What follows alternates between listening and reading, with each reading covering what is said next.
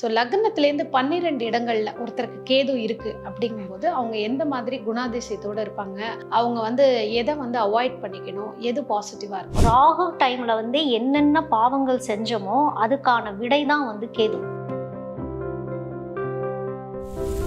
கேதுவோட பேச்சை கேட்கலைன்னா சனீஸ்வரர் எவ்வளவோ பரவாயில்லன்னு நினச்சிடணும். நம்ம குழந்தை அப்படிங்கிற விஷயத்த பெரும்பாலும் சில பேர் தள்ளி போடக்கூடிய சுச்சுவேஷன்ஸ் வரும், இல்லைன்னா அமையாத சுச்சுவேஷன்ஸ் வரும். அவங்கெல்லாம் நாய் வளர்த்துனா ரொம்ப நல்லது.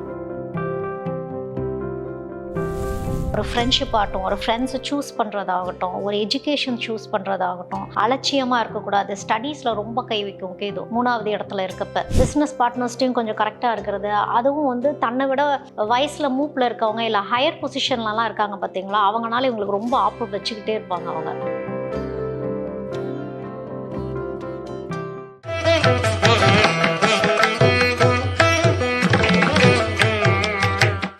திருவருள் டிவி நேயர்களுக்கு வணக்கம். இன்னைக்கு நம்ம கூட இணைஞ்சிருக்கிற சிறப்பு விருந்தினர் ஆஸ்ட்ராலஜி ரிசர்ச்சர் ஜீவிதா சுரேஷ்குமார் அவர்கள். மேம் வணக்கம். வணக்கம். உங்களோட பதிவுகள் சுவாரஸ்யமா வரவேற்கப்படுது மக்களால். ஏன்னா ஜாதகம் தெரியாதவங்களுக்கும் திறந்தா இந்த இடத்துல எனக்கு இருக்கா, இவங்க சொன்னாங்க ஆமா அந்த கேரக்டரைசேஷன் எனக்கு இருக்கு அப்படின்னு. போன வாட்டி ராகுவை பத்தி பார்த்தோம், நிறைய பேர் சொல்லியிருந்தாங்க ஆமாம் எனக்கு அந்த குணாதிசயம் இருக்கு அப்படின்னு. இந்த வாட்டி கேதுவை பற்றி பார்க்கலாம். ஸோ லக்னத்திலேருந்து 12 இடங்கள்ல ஒருத்தருக்கு கேது இருக்கு அப்படிங்கும்போது அவங்க எந்த மாதிரி குணாதிசயத்தோடு இருப்பாங்க, அவங்க எதை அவாய்ட் பண்ணிக்கணும், எது பாசிட்டிவாக இருக்கும்? ஃபஸ்ட்டு லக்னத்தில் ஒருத்தருக்கு கேது இருக்கு, அது என்ன லக்னமாக வேணா இருக்கட்டும், லக்னத்தில் கேது இருக்கு அவங்களுக்கு. ஸோ முதல்ல கேது அப்படின்னு பார்க்குறப்போ நம்ம போன டைம் ராகுவை பற்றி சொல்லியிருந்தப்போ ராகு டிராகன் ஹெட் அப்படின்னு நம்ம சொல்லியிருந்தோம். இப்போ கேதுங்கிறது அதோட டெய்ல், அதாவது ஆசைகள்ல இருந்து டிட்டாச்மெண்ட். அதுதான் கேது. அது நார்த் போல்னா இது சவுத் போல். ராகு டைம்ல என்னென்ன பாவங்கள் செஞ்சோமோ அதுக்கான விடை தான் கேது. அதை கழிக்கிறதுக்கு தான் கேது. அதையும் சேர்த்து நம்ம கழிப்போம் இந்த ஜென்மத்துல. கேதுவோட பிறப்பே எதுக்குன்னா, இப்போ கேது லக்னத்துல வருது அப்படின்னா எனக்கு பிறக்கணும்னு அவசியம் கிடையாது, எனக்கு மோட்சத்தை கொடுத்துருங்கன்னு எப்படியாவது போறப்ப இல்ல உனக்கு கடமை இருக்குன்னு சொல்லி இழுத்து கொண்டு வைக்கிறது தான் லக்னத்துல கேது. வாழ்ந்துதான் ஆகணும், பிடிச்சதோ பிடிக்கலையோ எல்லாத்தையும் டச் பண்ணி வாழ்ந்துதான் ஆகணும். அப்போ எல்லாமே இது என்ன ஆகும்னா சைக்கலாஜிக்கலா நிறைய விஷயங்கள்ல அவங்க நிறைய ஹேண்டில் பண்ற மாதிரி வரும். லக்னத்துல கேது இருக்கப்போ முதல்ல இன்னசென்ட்டா இருந்து நிறைய விஷயங்களை ஃபேஸ் பண்ணி ஏமாந்து ஆசையே படக்கூடாது, ஏங்கவும் கூடாது, வருத்தமும் படக்கூடாது. எனக்கு ஏன் இது இப்படி வந்துச்சு, எனக்கு ஏன் இது நடக்குது அப்படின்னா உங்களுடைய பிறப்பு, இந்த பிறப்பை நீங்க கழிச்சாகணும். என்ன பண்ணினாலும் புண்ணியம் சேராது, எல்லாமே கழிஞ்சுக்கிட்டு தான் இருக்கும். செஞ்ச பாவத்தை கழிச்சுக்கிட்டு இருக்கும், அதுக்கப்புறம் தான் அது விடும். கேதுவோட பேச்சை கேட்கலைன்னா சனீஸ்வரர் எவ்வளவோ பரவாயில்லன்னு நினைச்சிடணும் நம்ம. அந்த அளவுக்கு கேது பிரின்சிபல். சனி மாஸ்டர், மேக்ஸ் மாஸ்டர். ஆனால் கேது பிரின்சிபல், என்ன வேணாலும் நம்மளுக்கு செய்வார், பாடத்தை கற்பிச்சு. அதனாலதான் வாழ்க்கையில உட்கார்றது, லக்னத்துல உட்கார்றது. அந்த வாழ்க்கை மொத்த பாடத்துக்கும் லக்னத்துல கேது செய்யும். ஏதாவது பரிகாரங்கள் கோவில்களுக்கு போயிட்டு வந்தா, இல்ல அந்த தசைகள் மாறும் பொழுது கூட இவங்களுக்கு மாற்றம் வராதா? இல்ல, இவங்க என்ன பண்ணணும்னா நிறைய விஷயத்துல டிட்டாச்மெண்ட் ஆயிக்கணும், அக்செப்ட் பண்ணிக்கணும்.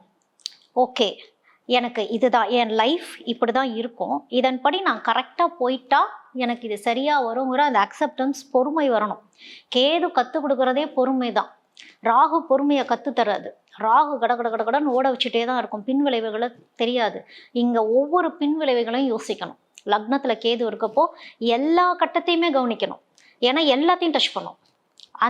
அந்த ஒரு லக்னத்தை மட்டும் டச் பண்ணாது அது. மேபி அதாவது இப்போ எது சூரியன் எதை பார்க்குது, சந்திரன் எதை பார்க்குதுங்கிற விஷயம்லாம் இருக்கிறப்ப, சுக்கிரன் எதை பார்க்குறதுங்களாம் இருக்கப்போ கொஞ்சம் குறையலாமோ தவிர்த்து தப்பிக்க முடியாது. பட் நல்ல விஷயம்தான் கேது இருக்கிறது.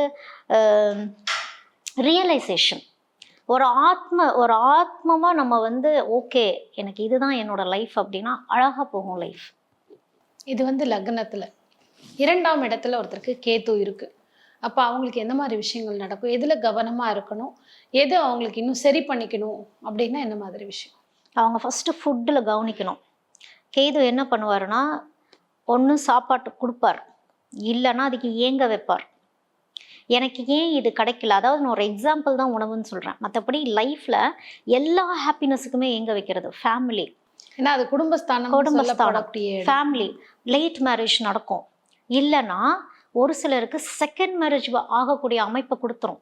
அது எப்படி கொடுக்கும்னா, முதல் மனைவி ஒன்றும் பிரிஞ்சு போவாங்க, இல்லை அவங்களுக்கு ஏதாவது ஒன்று ஆகலாம், மனைவியோ கணவனோ, இல்லை தனக்கே கூட ஏதாவது ஆகக்கூடிய சூழ்நிலைகள் வரும். சிலருக்கு கேது இருக்கிறப்ப நோய் கொடுக்கும். அந்த நோய் எப்படி கொடுக்கும்னா, உணவு சம்மந்தப்பட்ட விஷயத்துல தான் உடம்புக்குள்ள நோயை கொடுக்கும். அலர்ட் ஆயிக்கணும், எனக்கு ஏன் இப்படி, எனக்கு ஏன் இப்படி அப்படின்னா இன்னும் நோயை கொடுத்துக்கிட்டே இருக்கும். அதுலேருந்து கொஞ்சம் டிட்டாச்மெண்ட் ஆகணும். சில பேர்த்துக்கு வந்து மனைவி இல்லாமல் போகக்கூடிய சுச்சுவேஷன் வந்துடும். வாழ்க்கையே நொந்து போகக்கூடிய சுச்சுவேஷன் ஒரு சிலருக்கு நடக்கும். வாழ்க்கையே வெறுத்து போனதுக்கப்புறம் கேது ஒரு மனைவியை மறுபடியும் தருவார், 2வது மனைவி. அப்படி கொடுக்குறப்போ அந்த லைஃப்பை கரெக்டாக பிடிச்சி கொண்டு போயிடணும். ஏன்னா முதல் மனைவி ஆகட்டும் கணவன் ஆகட்டும், லைஃப் பார்ட்னர்கிட்ட ஏதோ ஒரு டார்ச்சர் கொடுத்துருப்பாங்க. அலட்சிய போக்குனால அந்த லைஃப் பார்ட்னர் பிரியக்கூடிய சந்தர்ப்பம் நடந்திருக்கும். ஒரு டிவோர்ஸாவோ ஒரு இறப்பாவோ ஒரு சந்தர்ப்பம் நடந்திருக்கும். ஆனால் அந்த பிரியக்கூடிய தருணத்தில் தான் அவங்களுக்கு அன்பு பாசமே வந்திருக்கும். அதுலேருந்து அப்படியே விரக்தி ஆக்கிரும் கேது. திரும்ப ஒரு சான்ஸ், அதை கரெக்டாக பிடிச்சி கொண்டு போகணும். அதே மாதிரி குழந்தை அப்படிங்கிற விஷயத்த வந்து பெரும்பாலும் சில பேர் தள்ளி போடக்கூடிய சுச்சுவேஷன்ஸ் வரும், இல்லைன்னா அமையாத சுச்சுவேஷன்ஸ் வரும். அவங்கெல்லாம் வந்து நாய் வளர்த்துனா ரொம்ப நல்லது. நாய் வளர்க்கணும். அவங்க நாய் வளர்த்தா, பூனை வளர்க்கக்கூடாது, அவங்க நாய் தான். நாய் வளர்க்குறப்போ நிறைய வந்து கர்மா விஷயங்கள் வந்து பைரவர் வந்து கழிச்சு விடுவார் அந்த இடத்துல.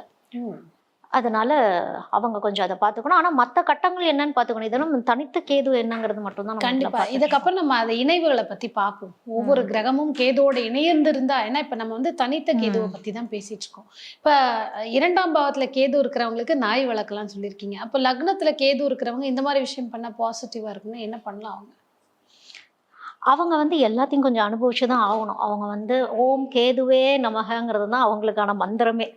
ஏன்னா வாழ்க்கை பாடத்தை கத்துக்க வந்தவங்க, அவங்க வேற வழி இல்லாம பிறப்படுத்த வந்தவங்க. லைஃபை அக்செப்ட் பண்ணிக்கணும். அவங்களுக்கு அவ்வளோ சீக்கிரம் ஆன்மீகத்தை நோக்கி போக முடியாத சுச்சுவேஷன் சில டைம் வரும். அவங்கெல்லாம் வந்து என்ன பண்ணலாம் அப்படின்னா, 108 திவ்ய தேசம், 107 திவ்ய தேசத்தை எப்படியாவது கவர் பண்ண பார்க்கணும். 108வது வந்து நம்மளுடைய லைஃப் முடிஞ்சதுக்கு அப்புறம் தான் 108வது தேசம். அப்போ வந்து இது ஒரு புதுமையான செய்தி. ஏன்னா 108 திவ்ய தேசம்னு சொல்லி தான் நம்ம எல்லாருமே அது வந்து 107 தான் நம்ம பூமியில இருக்கக்கூடியது. 108வது வந்து மோட்சத்துக்கானது தான் 108வது. அப்போ அவங்க வந்து 107ஐயும் கவர் பண்ண முடியாது. ஆனா திவ்ய தேசங்கள் போக ஆரம்பிக்கணும். போக போக போக போக அவங்களுக்கு வந்து நிறைய ரிலீஃப் கொடுத்துக்கிட்டே இருக்கும்.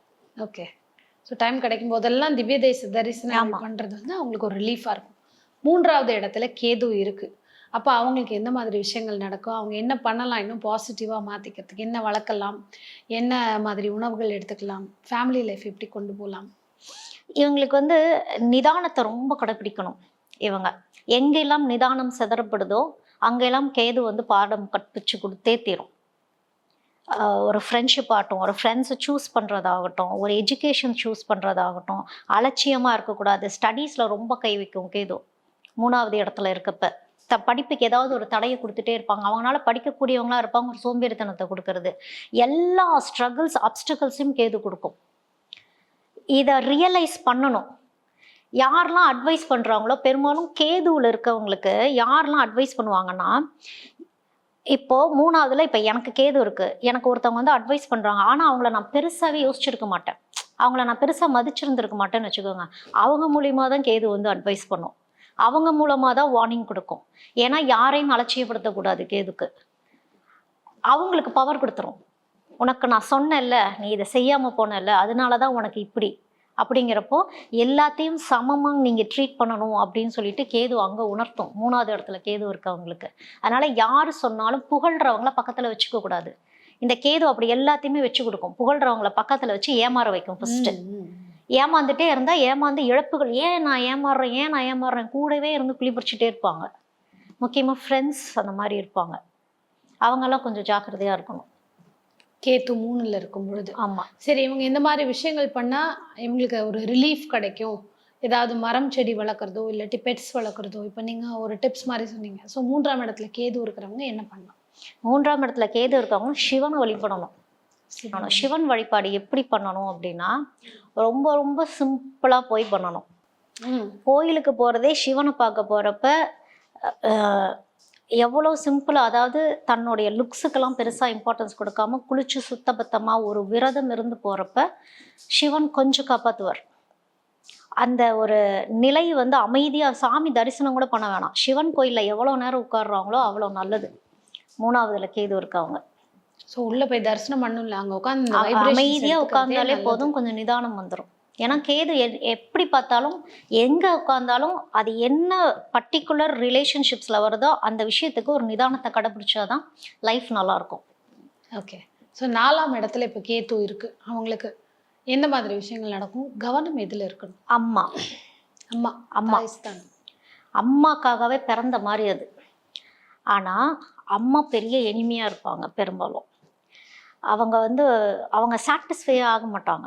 என்ன பண்ணனாலும் சாட்டிஸ்ஃபை ஆக மாட்டாங்க. இவங்களுக்கு கடுப்பாகவும் கிட்டத்தட்ட அதாவது அந்த அம்மா வந்து ஒன்றும் ரொம்ப ஸ்ட்ரிக்டான அம்மாவாக இருப்பாங்க, இல்லைன்னா என்ன பண்ணாலும் பத்தலைன்னு சொல்கிற அம்மாவாக இருப்பாங்க. இல்லை அந்த அம்மா நோய்வாய்ப்பட்டு இருக்கலாம், அவங்கள பார்த்துக்க மாட்டேன்னு இவங்க சொல்கிற மாதிரி இருக்கும், விலகி போகிற மாதிரி இருக்கும். எந்த அளவுக்கு அம்மாட்ட நெருங்கி போகிறாங்களோ விதி வந்து வசமாகும். அம்மாவை ஒதுக்கி ஒதுக்கி வைக்க வைக்க மாட்டிகிட்டே இருப்பாங்க. ஆனா அவங்களுக்கு தான் ஒத்து போகாது. ஆனா அட்ஜஸ்ட் பண்ணி போய் அவங்களுக்கானது செஞ்சே தீரணும். பயங்கரமா கேது அப்டக்கிள்ஸ் கொடுப்பாரு. இப்போ கமெண்ட்ஸ் கூட வரலாம், இது எப்படி இருந்தாலும் அம்மாவை பார்த்துக்கலாமா, நான் எவ்வளோ அனுபவிச்சிருப்பேன் தெரியுமா, அந்த மாதிரிலாம் கூட சொல்லுவாங்க. சில பேர் ஆமா எங்க அம்மா பாவம் தான், ஆனா ஹெல்ப் பண்ண முடியாத சுச்சுவேஷனும் கேது கொடுக்கும். இதுவும் பண்ணும். ஒன்று கல்யாணம் ஆகி போனவங்களா இருப்பாங்க, அவங்களால சில பல காரணங்களால அம்மா வந்து பார்த்துக்க முடியாம போறது, நிறைய இந்த மாதிரி ஏதாவது ஒரு அப்டக்கிள்ஸை கடமையை செய்ய விடாத எல்லா வேலையும் பண்ணும் கேது. இதையும் தாண்டி நீங்க கடமையை வந்து எப்படியாவது செஞ்சிடணும். ஆனா அம்மா சாட்டிஸ்ஃபை ஆக மாட்டாங்க, அதையே நான் சொல்லிடுறேன். ஆனா வாழ்க்கை முழுக்க இதை சரி பண்ண தான் கிளியரன்ஸ் லைஃப்க்கு. இவங்களுக்கு இந்த மாதிரி சம்பவங்கள் நடக்கும், ஜாக்கிரதையா இருக்கணும் அப்படின்னா என்ன மாதிரி விஷயங்கள்லாம் நடக்கும்? ஒருவேளை இதை கடைப்பிடிக்காம அம்மாவுக்கும் அவங்களுக்கும் ஒத்து வரல, தள்ளி இருக்காங்க, எதுவுமே அவங்கள கவனிக்கலை, விட்டுடுறாங்க, ஸோ பிரச்சனை வேண்டான்னு தள்ளி இருக்காங்கன்னா அவங்க அதை செய்யாமல் விடுறதுனால இவங்களுக்கு என்ன மாதிரி விளைவுகள் நடக்கும்? அவங்களுக்கு எல்லாமே வாழ்க்கையில் தடையாகவே தான் இருக்கும். அவங்க எங்கே தான் கோயிலில் போய் என்ன சாமி கும்பிட்டாலும் சரி, என்ன பரிகாரம் பண்ணாலும் சரி, எவ்வளோ பெரிய பிஸ்னஸ் பண்ணாலும் சரி, கடைசியாக முடிய போகிற நேரத்தில் ஒரு தடங்கள் வந்து கொடுத்து நிற்கும். இது வந்து 4ஆம் இடம் சொல்கிறப்போ அவங்களுக்கு பிஸ்னஸும் சில டைம் வந்து இது வேலை செய்யும். இதில் பிஸ்னஸ் பார்ட்னர்ஸ்டையும் கொஞ்சம் கரெக்டாக இருக்கிறது, அதுவும் வந்து தன்னை விட வயசில் மூப்பில் இருக்கவங்க இல்லை ஹையர் பொசிஷன்லலாம் இருக்காங்க பார்த்தீங்களா, அவங்களால இவங்களுக்கு ரொம்ப ஆப்பு வச்சுக்கிட்டே இருப்பாங்க. அவங்கள ஹேண்ட்லே பண்ண முடியாது. அப்போது அவங்கள வந்து திட்டக்கூடாது. இவங்க திட்டுறது, வார்த்தைகள் விடுறது, அந்த மாதிரிலாம் பண்ணாங்கன்னா இன்னும் சரிவு நோக்கி போயிடுவாங்க அவங்க. ஸோ இதெல்லாம் அவாய்ட் பண்ணிட்டு அந்த பக்குவ நிலைக்கு வந்துக்கணும். என் லைஃப் இப்படி தான், என் கடமை இப்படி தான், அவங்க அப்படி தான் இருப்பாங்க, நான் மாற மாட்டேன், நான் சரியா இருந்துக்கிறேன்னு சரியா இருந்துக்கணும். அப்போ அவங்களுக்கு கொஞ்சம் பாசிட்டிவா எல்லாம் போகும். சரி, 5ஆம் இடத்துல கேது, இதை வந்து குழந்தை ஸ்தானமா சொல்லக்கூடிய ஒரு இடம். இங்கே ஒருத்தருக்கு தனிச்ச கேதுவா இருக்கு, நம்ம வேற கிரக இணைவை பத்தி பேசல, தனித்த கேதுவா இருக்கு அப்படிங்கும்போது அவங்களுக்கு என்ன மாதிரி பலன்? முதல் குழந்தை விஷயத்துலதான் கையே வைக்கும். இப்போ அந்த ஒரு குழந்தையே, அந்த 5ஆம் இடத்துல ஒரு குழந்தையே தனக்கு கேது இருந்து பிறக்குது அப்படின்னா அந்த குழந்தையே கொஞ்சம் காலத்துக்கு வந்து, அதாவது 7 வருஷம், இப்போ சில பேர் கேதுவோடையே பிறப்பாங்க, 7 வருஷத்துக்கு கேதுவோடையே வரும், திசையில பிறப்பாங்க. அவங்களுக்குலாம் வந்து நோய் தாக்கிடும். முக்கியமாக வந்து நரம்பு சம்மந்தப்பட்ட நோய்கள் அவங்களுக்கு வந்து அந்த குழந்தைங்களுக்கு தாக்கும். அப்போ அந்த குழந்தைங்களை கொஞ்சம் பத்திரமா வச்சுக்கணும். அதை தாண்டி அவங்க லைஃப் அதுக்கப்புறம் வந்ததுக்கப்புறம் திரும்ப 27 வயசுலேயே அவங்கள கொஞ்சம் கவனிக்கணும். அவங்களுடைய ஹெல்த் அப்பவும் டச் பண்ணும். அவங்களுக்கு குழந்தை பிறக்கிறதுலேயும் பிரச்சனை வரும், காம்ப்ளிகேஷன்ஸ் வரும். அது வந்து சில பேர் லேட் மேரேஜ் பண்ணிக்கிறது நல்லது. லேட் மேரேஜ் பண்ணி சில பேர்த்துக்கு வந்து ட்ரீட்மெண்ட் எடுத்து குழந்தை பிறக்கிற மாதிரி சுச்சுவேஷன் ஆகும். சில பேர்த்துக்கு குழந்தை பெற்றுக்கு பிடிக்காது. சில பேர் எவ்வளோ தான் விருப்பப்பட்டாலும், ஆனால் இதில் என்ன கேது ஒரு ட்விஸ்ட் வச்சுப்பாருன்னா, நீங்கள் என்ன ட்ரீட்மெண்ட் எடுத்தாலும் இயற்கை முறையில் குழந்தை பிறக்கிற மாதிரி கேது செஞ்சிடும். அப்போ இவங்க என்ன பண்ணணும்னா இயற்கையோடு ஒன்றிச்சிருக்கணும். ரொம்ப வந்து ஆர்டிஃபிஷியல் விஷயங்களை நோக்கி போகக்கூடாது. இயற்கையோட எவ்வளோ ஜெல்லாகி சின்ன வயசுலேருந்தே இயற்கை சம்மந்தப்பட்ட உணவுகளோட லைஃப் ஸ்டைலு எல்லாமே இயற்கைன்னு போயிட்டா கேது ஒன்றுமே செய்யாது. லைஃப் பேட்டர்ன் மாறிடும். ரொம்ப வந்து ஆடம்பரத்துக்கும் இந்த மாதிரி அந்த லக்ஸரிக்கும், முக்கியமாக இந்த குழந்தை சம்மந்தப்பட்ட விஷயத்தில் வந்து நான் எவ்வளோ செலவு பண்ணி வேணாலும் நான் குழந்தை பெற்றுக்கிறதுக்கு நான் பார்ப்பேன் அப்படின்னா கேது வச்சு செஞ்சுருவார். சில பேர் வந்து எங்கேயாவது அவங்களுக்கு இயற்கை விஷயமா வந்து சொல்லுவாங்க, இந்த முறைப்படி இதை ஃபாலோ பண்ணுங்க. சின்ன சின்ன விஷயங்களாக கூட இருக்கும், ஒன்றுமே இல்லை. அவங்கெல்லாம் வந்து காலையில் வேப்பலை, மஞ்சள், விளக்கெண்ணெய் லைட்டாக சும்மா இத்தினூண்டு ஃபுல்லாக அதெல்லாம் அரைச்சிட்டு ஒரு ரவுண்டு மாதிரி எடுத்து சாப்பிட்டு, ஒரு ரவுண்டு மாதிரி குட்டி குட்டி பால்ஸ் பண்ணி அவங்க காலையில் சாப்பிட்டு ஆரம்பிச்சிட்டாங்கன்னா குழந்தை இல்லாதவங்களுக்கு குழந்தை பிறந்துடும். இயற்கையாகவே உள்ளது, இயற்கையாகவே. அவங்க முக்கியமாக வேப்ப மரத்துக்கு கீழே நின்று வேப்ப மரத்தை திட்டக்கூடாது. ஏன்னா வேப்ப மரம் ஒரு எனர்ஜி. வேப்ப மரத்துக்கு வந்து பாசிட்டிவ் நெகட்டிவ் 2 எனர்ஜியுமே உண்டு. இப்போ வேப்ப மரத்தை பார்த்து இது எனக்கு கெட்டது செய்யணும்னா அது கெட்டது தான் செய்யும், நல்லது செய்யணும்னா அது நல்லது செய்யும். சில பேர் சொல்லுவாங்க நீங்கள் வேப்ப மரத்தை போய் சுற்றிட்டு வாங்க, இல்லை அவங்க வீட்டுக்கு எதிர்த்தாப்புலேயே வேப்ப மரம்லாம் இருக்கும். அவங்களுக்குலாம் என்ன நடக்கும் அப்படின்னா, வேப்ப மரத்தில் அந்த இடத்துல முனி வாழுது அப்படின்லாம் சொல்லுவாங்க. இவங்களையெல்லாம் அது தாக்கும். 5வதுல கேது இருக்கு அவங்களுக்கு. ஏன்னா முக்கியமாக அந்த குழந்தை விஷயங்களில் தடுத்து நிறுத்தும், அந்த சந்ததிகள் வரதை வந்து தடுத்து நிறுத்தும். அந்த டைமில் வந்து இவங்க ஒரு வேப்ப மரத்தை பார்த்தா ஒரு நல்ல பாசிட்டிவாக ஏதாவது நல்ல விஷயங்கள் நினச்சிட்டு போயிடணும். அப்படி இருக்கப்போ இவங்களுக்கு அது செட் ஆகும். மற்றபடி குழந்தைகள் வளர்ந்ததுக்கு அப்புறம் ஏதாவது பிரச்சனைகள் அந்த மாதிரி விஷயம்னா நிறைய பேர் என்ன வச்சு செய்வாங்க. குழந்தை 5ல கேது இருந்தா குழந்தைகள் வந்து இல்லாம போறதுக்கு கூட வாய்ப்பு இருக்கு, இந்த மாதிரி எல்லாம் ஃபீல் பண்றாங்க. இதற்கான ஒரு விஷயம் அதனாலதான் அவங்கள நான் வந்து வேப்பங்குழுந்தை வந்து சாப்பிட சொன்னது. வேப்பங்குழுந்து, மஞ்சள், ஒரு இத்தனை வேப்பந்தலை அரைக்கிறாங்கன்னா அதுல எங்கேயோ ஒரு டிராப்புல தான் விளக்கெண்ணெய் இருக்கணும். அதுல அது ஒரு இத்தினூண்டு உருண்டைக்கு விளக்கெண்ணெய் போட்டுறக்கூடாது, மொத்த இதுக்கும் இத்தினூண்டு ஒரு விளக்கெண்ணெய் போட்டு அதுதான் மருந்து. கேது கொஞ்சம் விலகி இருப்பார் அப்படி பண்றப்ப. குழந்தை பெரும்பாலும் வந்து ரொம்ப ஜாக்கிரதையா அவங்க வச்சுக்கணும். அவங்களுக்கே ஒரு குழந்தை பிறக்குதுன்னா கொஞ்சம் பார்த்து, ஏன்னா அந்த குழந்தையால லைஃப் லெசன்ஸ் படிக்கிற மாதிரி அவங்களுக்கு சுச்சுவேஷன்ஸ் ஆயிரும். ஏன்னா தவம் இருந்து குழந்தை பெற்ற மாதிரி இருக்கும். அவங்களுக்கு தான் வந்து கடவுள் நிறைய டஃப் சுச்சுவேஷன்ஸும் கொடுத்து அந்த அப்படிப்பட்ட குழந்தைங்களை கொஞ்சம் ஆன்மீகம் சம்மந்தப்பட்ட விஷயங்களை கொண்டு போயிடணும். மார்ஷியல் ஆர்ட்ஸில் விடுறது, இயற்கை சம்மந்தப்பட்ட கேம்ஸில் விடுறது, இன்டோர் கேம்ஸ் இல்லாமல் அவுட்டோர் கேம்ஸில் விடுறது. கேது என்னதான் நம்மளுக்கு உள்ளுக்குள்ளே நடக்கிற விஷயத்த சொன்னாலும் விளையாட்டுங்கிறது இயற்கையோடு இயந்து விளையாடுறப்போ அந்த குழந்தைங்கள் அந்த மாதிரி விஷயத்துலேருந்து தப்பிச்சிருவாங்க. ஓகே, ஸோ அவங்களுக்கு மோஸ்ட்லி அவுட்டோர் கேம்ஸ் குழந்தைகளை கொண்டு போய் விடுறதுனால கூட அவங்களுக்கான ஒரு நல்ல விஷயம் நடக்கும். சரி, 6ஆம் இடத்துல கேது இருக்கு அப்படின்னா அவங்களுக்கு எந்த மாதிரி விஷயங்கள் நடக்கும்? ஹெல்த்து ஃபர்ஸ்ட், ஹெல்த்து தான் கை வைப்பாரு. ஹெல்த் கை வச்சு பொதுவாக இந்த 6, 8, 12 மறைவு ஸ்தானங்கள்னு குறிப்பிடுறாங்க. இப்போ இங்கே கேது இருக்கும்போது மறைஞ்சு போயிடுச்சுன்னா அப்போ அவங்களுக்கு நன்மையை தானே கொடுக்கும். கேது யாரு? நிழல். மறைஞ்சா என்ன? தெரியவே தெரியாது.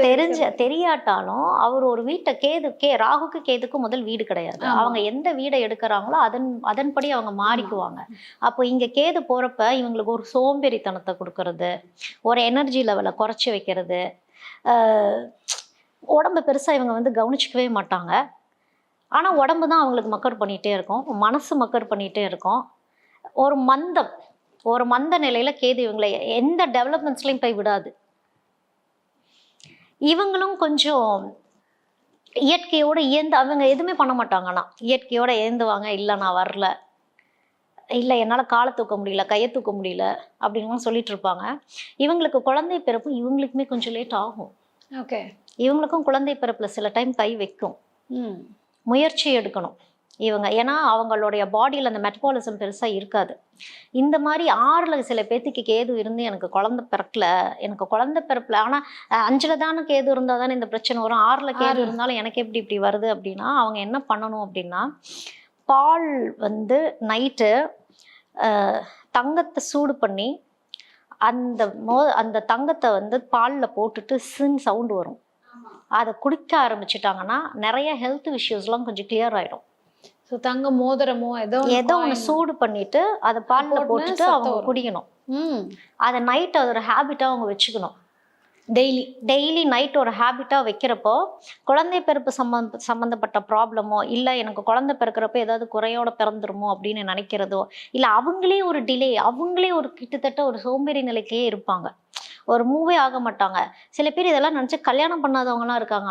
ஆறுல கேது இருக்கவங்கலாம். அவங்களுக்கு ஏதோ ஒரு வகையில் தள்ளி போயிட்டே தான் இருக்கும். அப்போ அதெல்லாம் அவங்க ஃபீல் பண்ண வேணாம். இந்த மாதிரி ஒரு விஷயங்கள் இப்போ நம்ம டாக்டர் கிடையாது.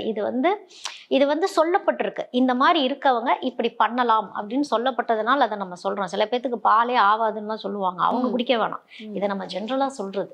கண்டிப்பா இது ஒரு டிப்ஸ் மாதிரி தானே ஃபாலோ பண்றதுக்கு. வேற இவங்களுக்கு இதெல்லாம் பாசிட்டிவா இருக்கும் அப்படின்னா என்ன மாதிரி விஷயங்கள்? 6ல கேது அக்செப்ட் பண்ணிப்பாங்க எல்லாத்தையுமே. ஓகே. அக்செப்ட் பண்ணிட்டு அவங்க யாரையும் ஹர்ட் பண்ண மாட்டாங்க அவ்வளோ சீக்கிரம். சாந்த சொரூபிகள் மாதிரி. அப்படியா, நீ எவ்வளோ அடித்தாலும் நான் தாங்கிக்கிறேன். அந்த மாதிரி அது ஒரு பாசிட்டிவிட்டி. ஆக்சுவலாக அவங்களுக்கு யாருக்குமே ஹார்ம் பண்ணல அப்படின்னாலே இது பாசிட்டிவிட்டி தானே. நிறைய ரியலைசேஷன்லேயே இருப்பாங்க. முன்கூட்டியே எல்லாம் தெரிஞ்ச மாதிரியே இருப்பாங்க. எனக்கு தெரியும் இது இப்படி தான் நடக்கணும், எனக்கு தெரியும் எனக்கு இது வராதுன்னு தெரியுங்கிற மாதிரி கூட உட்காந்துப்பாங்க. அக்செப்டன்ஸ். 7ல் கேது இருக்குன்னா life partner, business partner, business wise யாரெல்லாம் பார்ட்னராக வராங்களோ இவங்க மூலியமா நல்லதும் நடக்கும், கெட்டதும் நடக்கும். வாழ்க்கையில் எதையோ போன ஜென்மத்தில் தொலைச்ச ஒரு விஷயத்தை தேடி கண்டுபிடிக்க வந்தது தான் 8ல் கேது.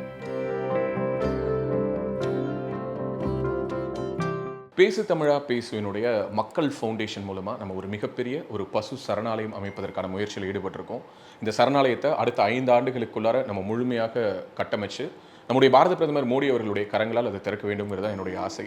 இந்த பசுக்கள் சரணாலயத்திற்கு என்னுடைய கான்ட்ரிபியூஷனாக நான் ஏதாவது கொடுக்கணுங்கிற எண்ண ஓட்டத்தின் அடிப்படையில் கிட்டத்தட்ட 10 ஆண்டுகளுக்கு மேலே நான் கலெக்ட் பண்ண கலை பொருட்கள் அனைத்தையும் விற்று அதன் மூலமாக திரட்டப்படக்கூடிய தொகை என்னவோ அதை இந்த மக்கள் ஃபவுண்டேஷனுக்கு, இந்த பசு சரணாலயம் திட்டத்திற்கு என்னுடைய கான்ட்ரிபியூஷனாக கொடுக்க போகிறேன். இந்த பொருட்கள் அனைத்துமே நம்முடைய பேசு தமிழா பேச அலுவலகத்தில் விற்பனைக்கு இருக்குது. கீழே இருக்கக்கூடிய இந்த கான்டாக்ட் நம்பருக்கு நீங்கள் கால் பண்ணி இது பற்றின மேல் அதிக விவரங்களை நீங்கள் தெரிஞ்சுக்கலாம். அது மட்டும் இல்லாமல் மக்கள் ஃபவுண்டேஷனுடைய அக்கௌண்ட் நம்பரை இந்த வீடியோடைய டிஸ்கிரிப்ஷனில் கொடுத்துருக்கோம்.